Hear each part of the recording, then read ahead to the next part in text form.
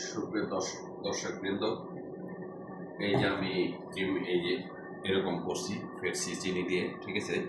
এখন এই যে দেখতেছেন আমার হাতের মাস্কারপন, এই 3টা মাস্কারপন আমি এখানে দিয়ে দিব, ঠিক আছে। তারপর ওইটা আমি ব্লাইন্ড করবো, বাট বেশি ব্লাইন্ড করা যাবে না, ঠিক আছে।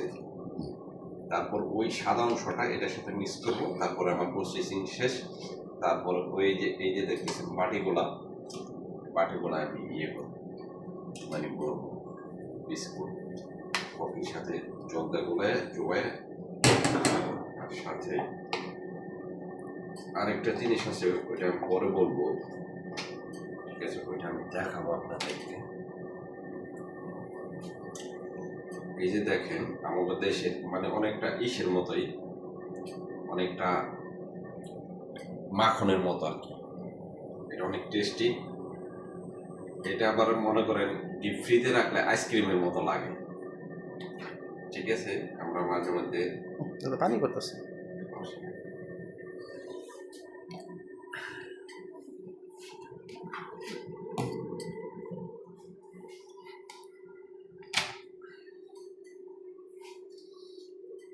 তিনটা দিয়ে দিব।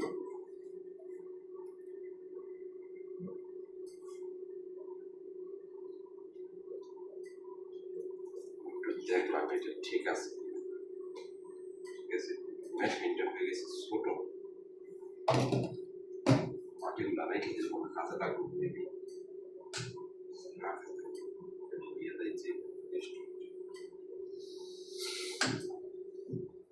এই যে আমি মেশিনটা পাই, ঠিক আছে। কত বেশি কাঁচা এসে থাকে,